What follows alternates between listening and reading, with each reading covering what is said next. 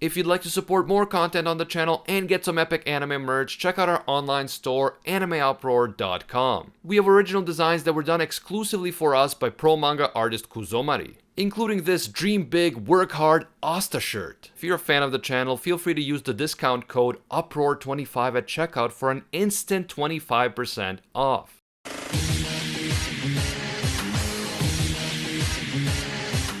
What is up, everybody? It's Animac here for AnimeUproar, and today we will be talking about the recent massive reveals in the Black Clover story, including the tragic truth behind the Elf Massacre, the real names and hidden pasts of the first Wizard King and Nero, and much more. The Black Clover manga is just so interesting right now, and I've been feeling inspired to make more Black Clover content here on the channel. If you'd like to see more Black Clover videos, please leave a like to let me know. And of course, if you're new to AnimeUproar, subscribing and hitting that notification bell really helps me out. Because I'm going to be dealing with the latest developments in the story, this video will contain manga spoilers, so please proceed with caution, you have been warned. As chapter 204 starts and the first Wizard King and Nero are flying off to fight the devil, we finally get a flashback to 500 years ago and we learn the truth about the past. We learn that Nero's real name is Secré, and that her magic is to open and close things, so she possesses sealing magic. Now, there is definitely going to be some debate about how to pronounce Nero's true name, especially since the spelling of her true name is different in the unofficial and the official translations. I'm going to be pronouncing it Secré because in the official translation on the Viz website, it is spelled S-E-C-R-E with an acute accent, also known as accent aigu in French.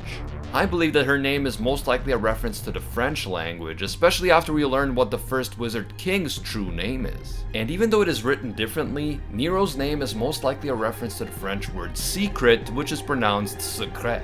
And for that reason, I believe that Secré is the proper pronunciation of Nero's real name. At any rate, even though she was a noble, Secré's unique type of magic wasn't highly valued by others, and she was tasked with being the servant of the first Wizard King, who was at the time a prince. The prince was known for being eccentric and possessing incredible magical talents that stood out even among the royals.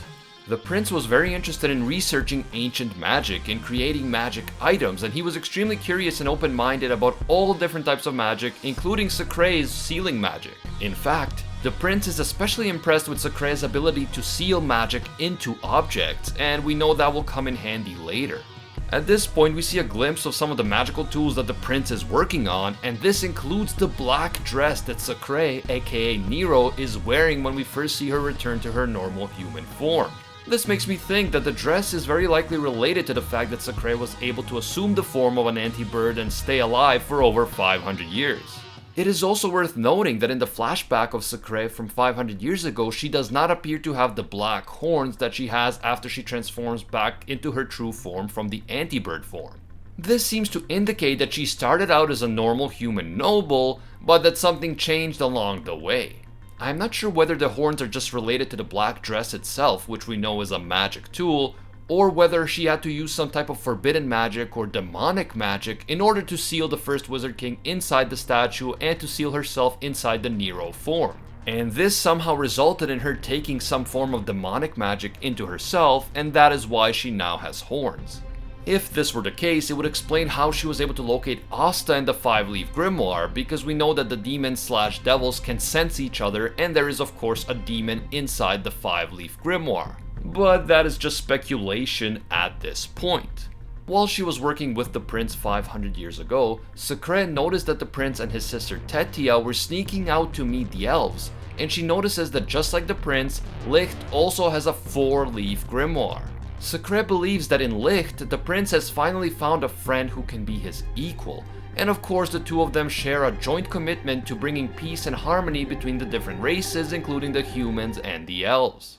The prince, Tetia, and Licht wanted to unite the humans and elves, and they wanted to combine the unique abilities, talents, and magical knowledge that the two races possessed in order to make life better for everyone. However, just before the wedding ceremony between Licht and Tetia was to take place, the prince is unexpectedly summoned by his father, the king. Because the location of the wedding ceremony was kept a secret and the king had no way of knowing about it, the prince doesn't think much of it and he goes off to meet his father. But instead of his father, the prince is confronted by one of the king's ministers, and it turns out that this minister was possessed by the devil. The same devil who is now the main villain in the story 500 years later. The devil is capable of possessing the bodies of others, and he was able to use the minister to manipulate the humans. He uses his powerful magic to restrain the prince, and the devil reveals his master plan. He intends to make the elves think that they were betrayed by the prince because only he knows the secret location of the wedding ceremony. We later learn that the devil intended to take possession of Licht's body and use it as a powerful vessel for himself. But in order to take possession of Licht's body, he first needed to make Licht succumb to total despair in the same way that Patri does 5 centuries later.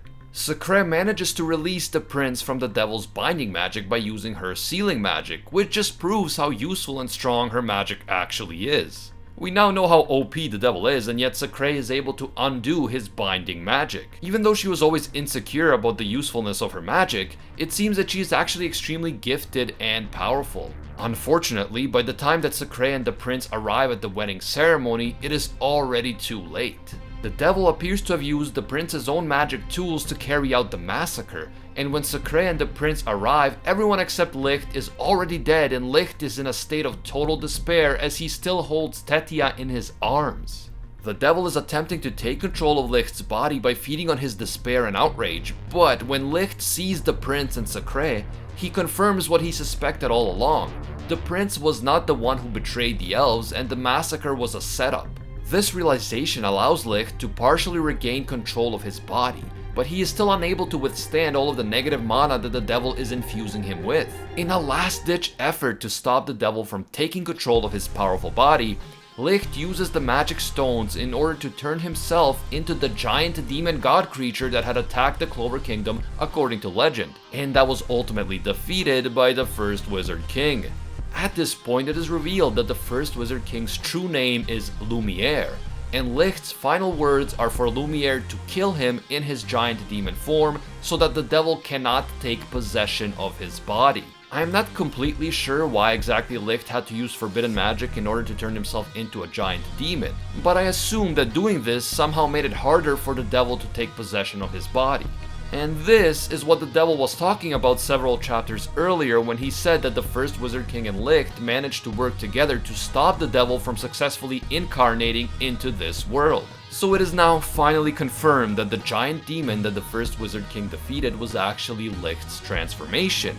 And it is confirmed that both the humans and the elves were manipulated and tricked by the devil. Since no one except for Lumiere and Tetia would have known about the location of the wedding ceremony, and this includes the king and his minister, it is clear that the devil had some other way of learning the secret location of the wedding. This might mean that the devil was already secretly working with an elf like Rone before he even possessed his body, or with someone else that we still don't know about. Another important thing to note is that Lumiere, the first Wizard King's name, means light in French, and Licht means light in German and Dutch. This emphasizes the close connection between the two of them and how both of these characters symbolize light, whereas the devil and the demon symbolize darkness. As I said, the meaning of Nero's true name, Secré, sounds a lot like the word secret in French. Although it is written differently, the pronunciation is similar, and with the prince's name being Lumiere, a clear reference to the French language, it is fair to assume that Secré is a reference to the word secret.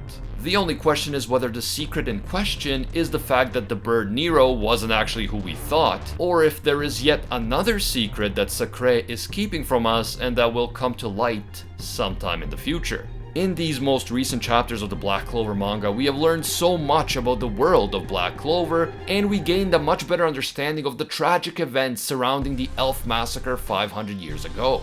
But there are still a lot of unsolved questions as well. How exactly did the devil find out about the exact location of the wedding ceremony, even though it was a closely guarded secret? Were there other elves who were working with the devil, or was Ronan working with the devil even before the devil possessed his body? And if so, then why would any elf do this? Why would any elf team up with the devil in order to massacre their own people? Unless the devil was taking turns possessing sometimes humans, sometimes elves, but that still wouldn't explain how he was able to find the elves since they all lived in secret. Also, how exactly did Secré and Lumiere manage to seal themselves away for 500 years just to reappear again once the devil made his move?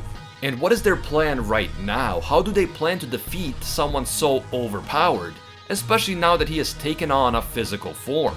Do Secré and Lumiere have some hidden tricks up their sleeve, and will the artificial Licht fully awaken at some point and play a role in defeating the devil?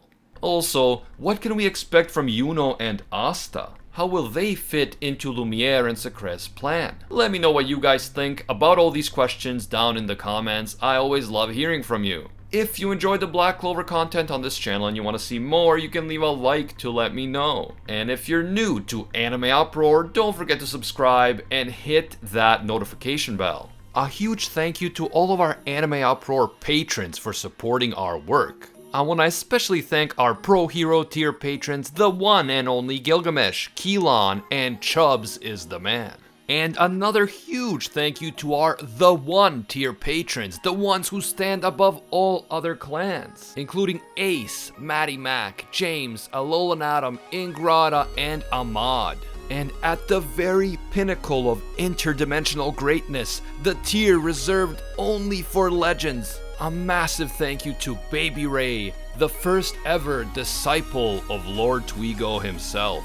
If you guys feel that our content provides value for you and you want to support more, be sure to check out our Patreon link in the description.